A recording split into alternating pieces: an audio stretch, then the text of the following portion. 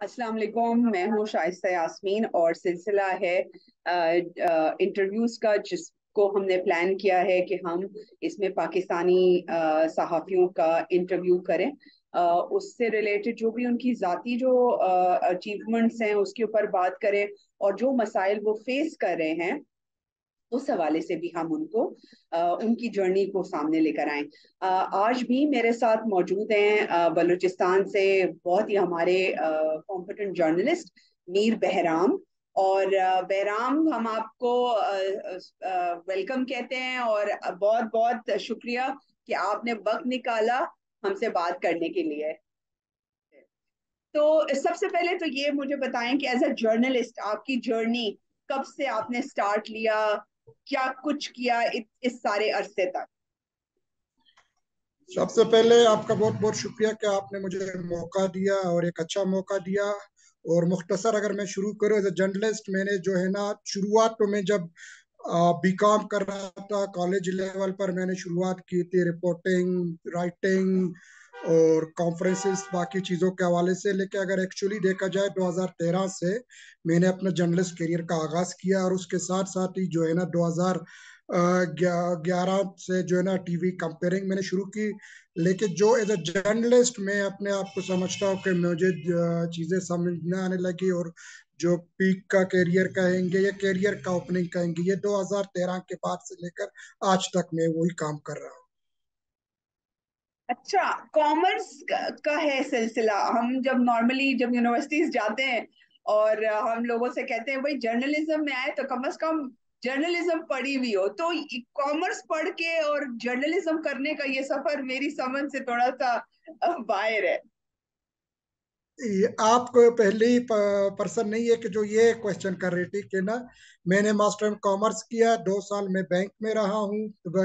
और इत्तेफाकन पाकिस्तान के जो दो बड़े बैंक होते हैं, नेशनल बैंक या अबीब बैंक, मैंने दोनों में सर्व किया है।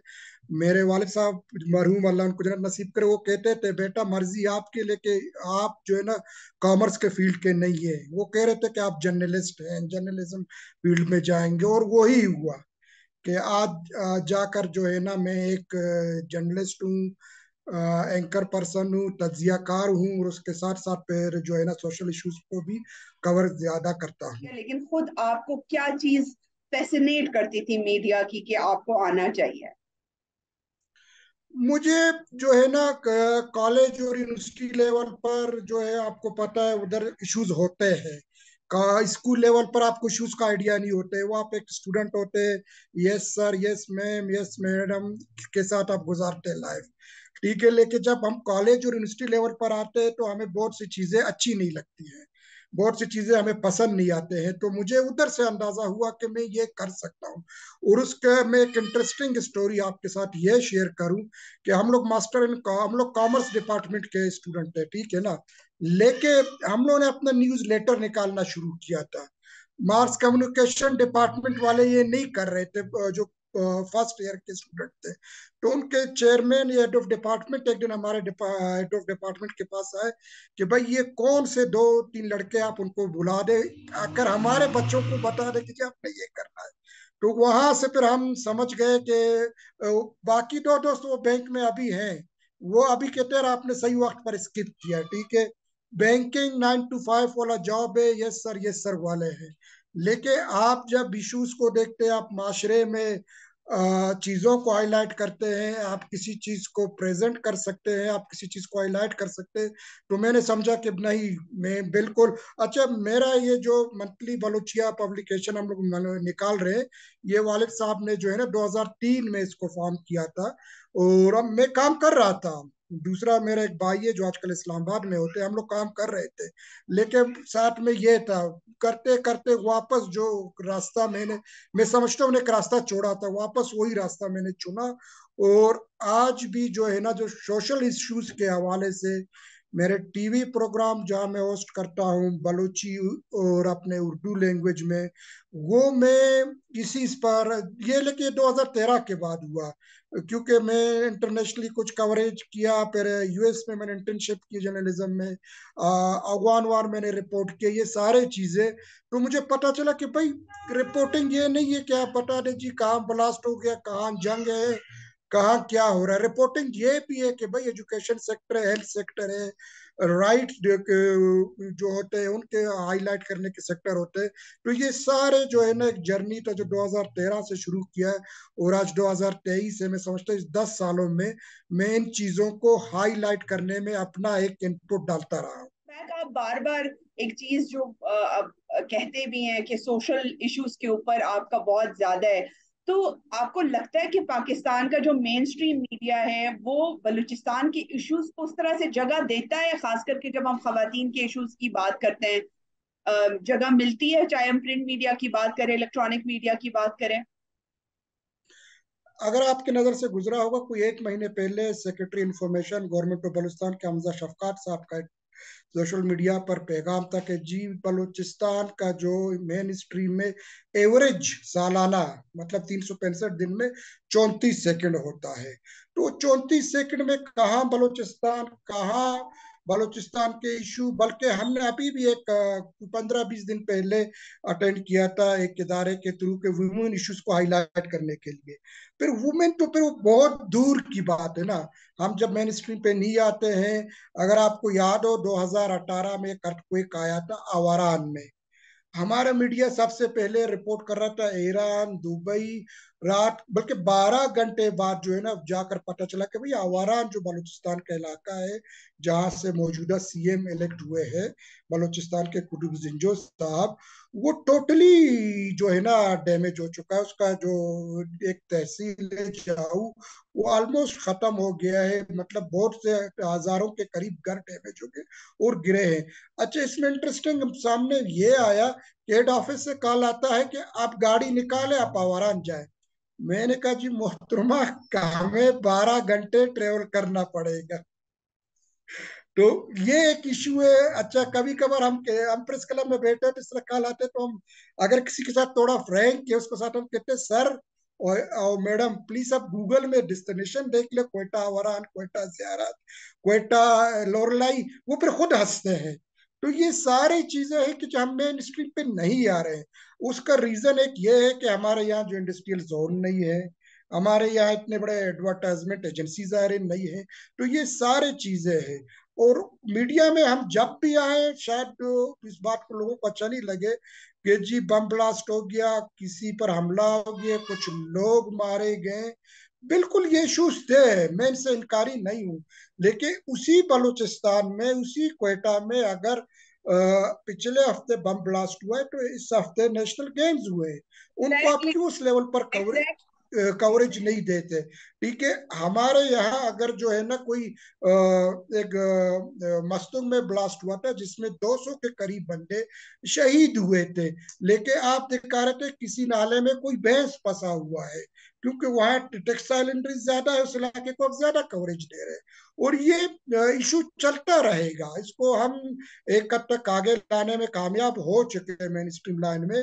अभी हमें कवरेज है, आज से 5 साल पहले से बेहतर है, आज से 10 पहले जो साल जो था वो था। हाँ, मैंने लेकिन अभी प्रिंट मीडिया और इलेक्ट्रॉनिक मीडिया मॉनिटर किया था। प्रिंट मीडिया में लिटरली आपका एक जैसे डॉन था, तो पेज नंबर 5 पे कोयटा से रिलेटेड या बलूचिस्तान से रिलेटेड इंसिडेंट जरूर रिपोर्ट होते थे। सिमिलरली जी मैंने जियो मॉनिटर किया, तो वहां पर जो खबरें मेरे सामने आई बलूचिस्तान से रिलेटेड, एक तो ये कि बारिशों के बायस जो तबाही फैली वो एक जरूर खबर होती थी, और इसके अलावा कोई एक जलजला आया था जिसकी वजह से। बट वो आप वाली बात कि 34 सेकंड में इतने बड़े सूबे के को कवर करना, आई एम सॉरी, ये तो किसी तरह जस्टिफाइबल ही नहीं है। तो क्या लोकल मीडिया भी स्पेस का यही सब कुछ करता है, या वहां डिफरेंस महसूस करते हैं आप?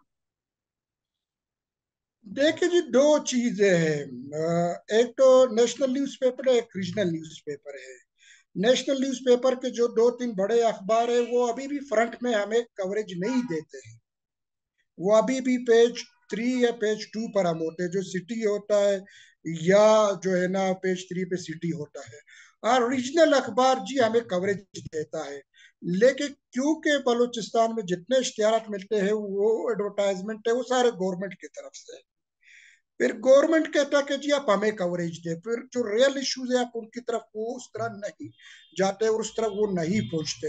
हाँ, जो न्यूज़पेपर है जिनके जो है ना रीजनल लेवल पर लीडरशिप है वो कर रहे हैं, लेकिन उनके पास वो सलाहियत नहीं है, उनके पास वो बंदे नहीं है, वो टेक्नोलॉजी नहीं है कि जो साइंटिफिक तरीके से, हम 21वीं सदी में जा रहे हैं। मुझे याद है 2013 में जब हम यूएसए में इंटर्नशिप कर रहे थे, उनका थीम था कि print media near to diet. हमने कहा हमारे यहाँ print media near to up, near to diet, is far away for us, ठीक है ना।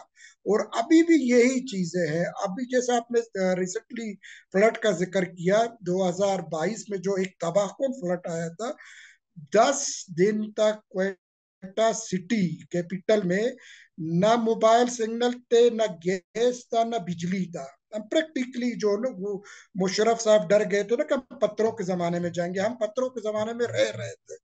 तो ये सारे चीजें किसी ने कवरेज नहीं किया। यहाँ तक कि पीटीए को हमने लिखा कि आप इस पर कोई एक्शन ले, आप वो करें।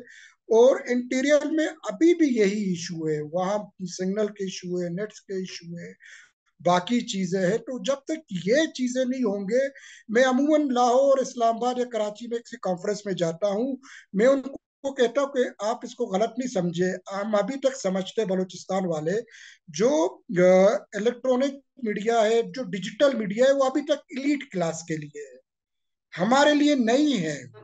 ये मसले आप ऑब्वियसली टेकअप मीडिया हाउसेस से तो नहीं करेंगे, क्योंकि ये स्ट्रक्चरल इश्यूज है ना, इंटरनेट की अवेलेबिलिटी होना, बिजली ना होना, इतने एरियाज तक वो जो एक तबाही, रोड्स का ना होना, कनेक्शन है। फिर मीडिया हाउसेस की रिस्पॉन्सिबिलिटी आती है कि क्या उन इदारों, उन जगहों के ऊपर आउट स्टेशन करेस्पॉन्डेंट्स के जरिए, ताकि चीजों के मसाइल तो सामने आए। अब आपने खुद ही कहा कि हम खवातीन के मामला तो फिर मतलब भूल ही जाएं, हालांकि आपकी आबादी का आधा फीसद खवातीन का है, तो उस मामले में तो हमें पता ही नहीं चलता कि खवातीन के क्या इश्यूज हैं, चाहे वो रिप्रोडक्टिव हेल्थ के हों, एजुकेशन के हों, उनकी और बहुत। बिकॉज बलूचिस्तान से हमें सिंफी बुनियादों पर जो तशद्दुद होता है, आपके सामने कैथरान का जो अभी इंसिडेंट हुआ, फिर हमने वो जो बिल्कुल। कुछ बच्चियों के साथ ट्रैफिकिंग वाला वाकया है, मतलब इस तरह की, और ऑनर किलिंग से रिलेटेड बहुत सी ऐसी चीजें हैं जो सामने नहीं आ पाती। वो वही वाली बात है, वन टाइम इंसिडेंट हुआ और रिपोर्ट हो गया। तो ये तो इनके ऊपर तो बहुत ज्यादा फॉलो अप करने की जरूरत है, ताकि उसके ऊपर डिसीजन हो। मतलब मुझे नहीं समझ आता कि कैथरान की वो न्यूज को फॉलो अप ही नहीं हुआ, क्योंकि वो उन साहब की हो गई बेल, और उसके बाद से कोई फॉलो अप नहीं आया। मुझे नहीं पता, आप खुद वहां उस इलाके से हैं, उस केस पे क्या हो रहा है, क्या नहीं हो रहा, मतलब ये बातें भी तो नहीं आती ना हमारे यहाँ पे। हालांकि हमारे यहाँ पे ये समझा जाता है कि जी जो सिंफी बुनियादों पर तशद्दुद होता है उसको तो मीडिया सेंसेशनलाइज करता है, उसके ऊपर खेलता है ताकि उसकी रेटिंग आ सके। तो ये इंसिडेंट जो बलूचिस्तान से रिपोर्ट होते हैं उसको तो उन उन केसेस को भी वो जगह नहीं दे पाते। तो ये बायस क्यों है फिर? अच्छा, इससे पहले मैं सिर्फ एक चीज ऐड कर लूं, ये जितने आपने वाकयात के जिक्र किए, जितने मीडिया में रिपोर्ट होते हैं, और दोनों मीडिया में, प्रिंट और इलेक्ट्रॉनिक मीडिया, सोशल मीडिया की मैं बात नहीं कर रहा हूँ, हम्म। ये मैं कहता हूँ हमारे यहाँ वाकयात का 1% भी नहीं है जो मीडिया में रिपोर्ट हो रहे हैं। हम्म। सबसे बड़ी अलार्मिंग वाली बात यही है कि ये 1% भी नहीं है, एक। और दूसरी बात ये है कि इसी तरह वो केतरान वाला हो गया, बाकी वाकयात को उठा लेते हैं, वो अपने रैंकिंग रेटिंग सब कुछ ले लेते हैं, लेकिन बहुत से वाकयात विद इन आवर वो भूल जाते हैं। उनका रीजन ये भी हो सकता है कि जैसे मैंने पहले भी कहा कि जितने एडवर्टाइजमेंट है, चाहे मीडिया हाउसेस को या प्रिंट मीडिया को मिल रहे हैं, वो गवर्नमेंट की तरफ से। अगर कोई गवर्नमेंट का हिस्सा है, आप, टू बी वेरी फ्रेंक, मतलब मैं या कोई और सोच ही नहीं सकता है उसके अगेन हम किसी व्हाट्सएप ग्रुप पे न्यूज चला सके। इलेक्ट्रॉनिक और प्रिंट मीडिया बात की बात है। केतरन वाला वाक्य आप देख ले, वो कितने अरसे से सोशल मीडिया पर चल रहा था। वो उसका मियाँ था, वो जो है ना रो रहा था हस्बैंड अपने उसके लिए, और वो बाद में जब उधर से काफिला चला, कवरेज मिला, बाद में पता चला जी उसका बॉडी नहीं है, वो खातून जिंदा निकली। अच्छा, हमारे यहाँ पर उस तरह के ट्रेनिंग्स नहीं है ना कि रिपोर्टिंग किस तरह करनी। हम एकदम ब्लेड दिखा देते हैं, हम एकदम नाम ले लेते हैं। ये हालांकि आप देख ले इंटरनेशनल ये कोड ऑफ कंडक्ट में पैरान नहीं कोड ऑफ कॉन्डक्ट या एथिकल कोड्स तो मौजूद हैं। बलूचिस्तान में भी आके कंसल्टेशंस की थी, मुझे याद है 2013 में हमने एक प्रोजेक्ट किया था जिसमें मोर वेमेन इन मीडिया की वजह से हमने प्रेस क्लब्स के साथ और मीडिया के साथ ये कोड्स बनाए थे। कि भाई किस तरह से आप बिल्कुल रिपोर्टिंग उठ जा रहे हैं। करेंगे। तो ये तो एक एक मेरा ख्याल है कम कम शऊर वाली बात है, कम आयगी वाली बात है कि हमें अगर किसी चीज का पता नहीं है तो इसका ये मतलब नहीं कि वो एग्जिस्ट नहीं करती है। सो द पॉइंट इज कि क्या कोड ऑफ कॉन्डक्ट या एथिकल कोड्स इस बात को यकीनी बना सकते हैं कि इन इश्यूज के ऊपर रिपोर्टिंग हो। अगर ये बात है तो कोर्स तो पैमरा के भी मौजूद है, अक्स का भी मौजूद है, एक और ऑर्गेनाइजेशन है पिंक रिबन जेंडर सेंसिटाइजेशन का, उनका भी मौजूद है। तो आपको लगता नहीं है कि हम इश्यूज को उसके अंदर कारपेट के नीचे दे रहे हैं? बिल्कुल जी, इसी तरह है। आप देख लेना कि सबसे ज्यादा जो जर्नलिस्ट मारे गए या हमारे साथी शहीद हुए सिर्फ में 7 साल के, वो 10 के थे लेकिन मैं कहता 7 साल में सॉरी 42-44 के करीब है। वो क्यों मारे गए? यही कोड ऑफ कंडक्ट पर अमल ना करने की वजह से। और क्यों नहीं किया? जान किसको प्यारी नहीं है, किसको प्यारा नहीं अपना जान। लेकिन वो मालिकान ये ऊपर से प्रेशर, थोड़ा आगे जाए, थोड़ा उधर जाए, थोड़ा इधर जाए, जो है ना फर्स्ट का ब्रेकिंग न्यूज सबके हवाले से ये चीजें कितनी रह जाती है। फिर और आप देख ले दुनिया में जो है ना जर्नलिस्टों को हैंडसम पेमेंट अमाउंट दिया जाता है। बल्कि पाकिस्तान में चंद है, लेकिन आप बलूचिस्तान में आप देखिए किसी को जो है ना ब्यूरो चीफ को भी 40,000 तक को पे कर रहे हैं, जो कि आज के दौर में नथिंग।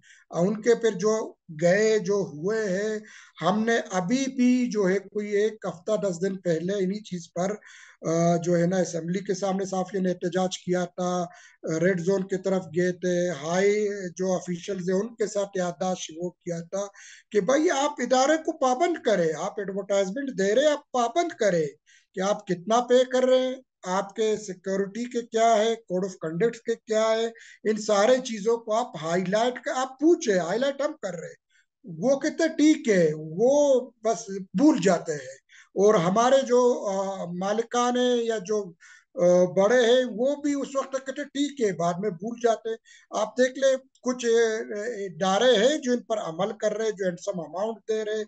इलेक्ट्रॉनिक मीडिया में, प्रिंट मीडिया में, डॉन जैसे अखबार को आप देख ले कि वो अपने साफियों को किस तरह किस, अगर वो किसी रिपोर्टिंग पर बेचते हैं, पे के अलावा उनको ट्रेवल देते हैं, मेडिकल होता है, खाना पीना होता है, ये सारा कुछ अलाउंसेस के मद में देते हैं। तो उनकी मिसाल मौजूद है। लेकिन फिर हम एक तरफ हमारी अपनी सुस्ती या वो कर समझे कि मैं किसी इदारे को छोड़ता हूँ कि जी ये कोड ऑफ कंडक्ट पर अमल नहीं कर रहा है, मेरे छोड़ने के साथ ही 3 बंदे पहले बैठे हुए, वो कहते मैं 100 रुपये में आऊँ, कहते आप 100 को नहीं दे, मैं 50 में आऊंगा। भाई आप कोई क्वालिटी रखे, आप कोई क्वांटिटी रखे, आप कुछ चीजें रखे। तो इन सारे चीजों के होने और ना होने की वजह से हम भुगत रहे हैं, और हम सबसे ज्यादा भुगत रहे हैं। और बलूचिस्तान में ये होता है कि एक की रिपोर्टर है, उसने सारे बीट कवर करने हैं, उसने असेंबली करना है, उसने क्राइम करना है, उसने स्पोर्ट करना है। और वो हम हमारे घर वाले दुआ नहीं करते ये बीमार नहीं हो, मालिकान दुआ करते हैं ये बीमार नहीं हो, कि फिर हम किसको रखेंगे। तो इधर ये इश्यूज है। बहरहाल वाकई कुछ इश्यूज तो वाकई बहुत ज्यादा स्ट्रक्चरल इश्यूज हैं, और उसके ऊपर बहुत ज्यादा प्रेस क्लब्स का और यूनियंस का बहुत ज्यादा रोल बनता है कि वो उस चीज के ऊपर बात करें।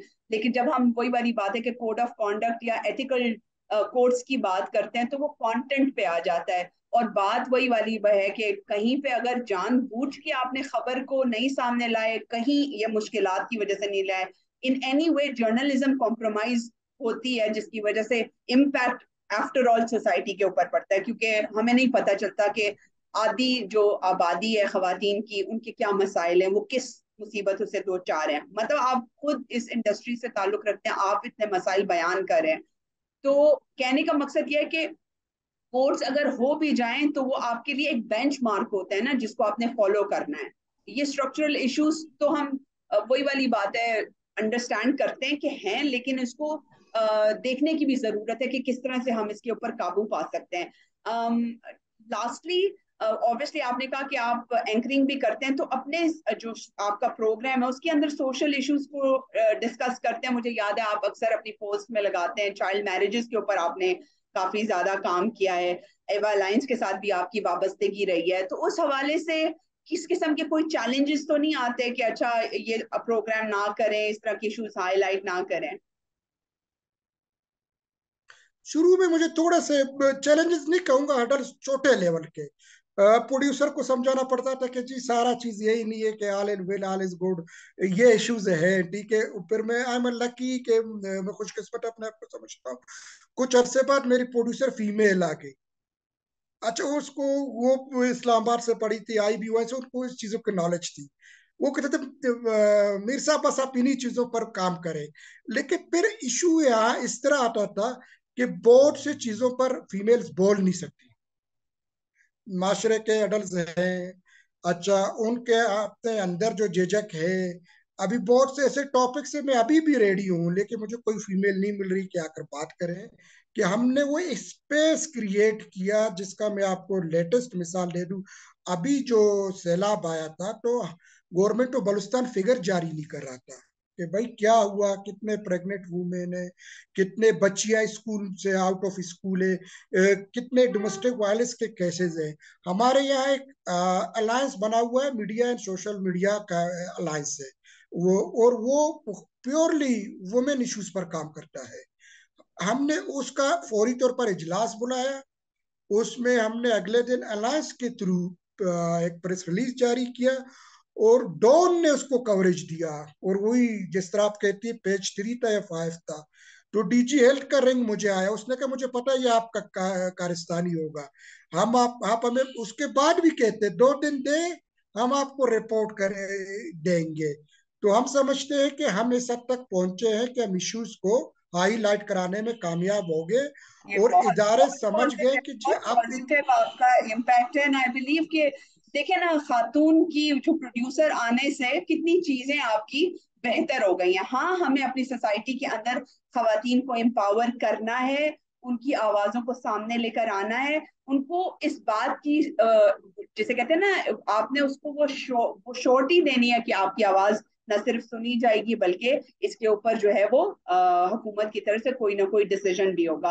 आखिरी बहराम, एस्पायरिंग जर्नलिस्ट के लिए अभी भी मतलब बहुत सी लड़कियां जो जर्नलिज्म पढ़ रही हैं, फील्ड में नहीं आती, कतराती हैं, कोई ऐसा चीज जो आप मैसेज बताना चाहें उनके लिए लास्टली? मैं लास्टली यही कहूंगा कि जी बिल्कुल एडल्ट है। और आप इसको ऐसा समझे कि आपकी जिंदगी में भी एडल्ट है, आपकी जिंदगी में भी है, मेरे भी इसमें, हम उसको सामना कर रहे हैं। तो हम इसका सामना करें। आप कोई भी जॉब शुरू करें, आप जैसे स्कूल लाइफ, कॉलेज लाइफ, उसमें भी अडल्ट आते हैं। लेकिन आप एक दिन प्रोफेशनल डिग्री लेकर आपके हाथ में होता है, तो आप घबराए नहीं, ठीक है ना। आप आ जाए, वाकयात होते हैं, हम भुगत चुके हैं हम। लेकिन आज कम से कम हम एक वॉइस बने हैं, किस लिए? इसी वजह से कि आपके बियाह पर। और मुझे खुशी होगा कि मेरे जगह कल इन चीजों को है, हमारे यहाँ 5-6 फीमेल जर्नलिस्ट है, लेकिन वो शायद उस लेवल पर रिपोर्टिंग नहीं कर पा रही है।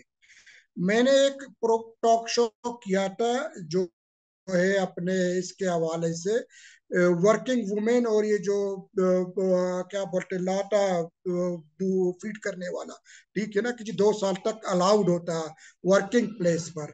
आप यकीन करें, मैंने अपना शो खत्म किया, मैंने मोबाइल ऑन किया, 5 मिनट के अंदर मुझे 10 कॉल लेडीज टीचर, क्या बोलते हैं, पुलिस स्टेशन से कॉल है, ये कानून हमें पता है, हमें नहीं छोड़ा जाता है। तो ये वो एक सक्सेस है। तो आप भी आएंगे, आप भी ये कर सकती है। मुझे उस दिन खुशी हुआ जब मुझे आईजी ऑफिस से कॉल आया कि जी हमने 214 के करीब एसआई फीमेल भर्ती किया, हम चाहते हैं आप आए, इनके साथ बैठे, आप बात करें। बट देखिए, आप जैसे लोग जो सपोर्ट करने के लिए तैयार बैठे हुए हैं, और हमारे पास तो बलूचिस्तान में बहुत बड़े बड़े नाम हैं, जिसमें हमारे पास बुशरा कमर जैसी ब्यूरो चीफ मौजूद हैं, जिन्होंने रिपोर्टिंग से वो इस डिसीजन मेकिंग पोजीशन पर आई हैं। तो अब तो बुशरा कवर का मैं आपको बता दूं, सैलाब में रिपोर्टिंग करते हुए 2 दिन वो लापता रही, ये नेटवर्क ना होने की वजह से, ठीक है ना। तो इन चीजों को हाईलाइट करना पड़ेगा हमारे बहुत यहाँ। अच्छा आपने सजेशंस दिए हैं कि पॉजिटिव चीजों को हाईलाइट करने की जरूरत है, ताकि जो नए देखने वाले हैं, जो यूनिवर्सिटी से फारिग हो तहसील स्टूडेंट होंगे, वो इस फील्ड को ज्वाइन कर सकें। आपका बहुत बहुत शुक्रिया हमसे बात करने के लिए। Thank you. वेलकम वेलकम, बहुत बहुत शुक्रिया, आपने याद किया और एक अच्छे टॉपिक पर हमने डिस्कशन किया। थैंक यू, खुदा हाफिज।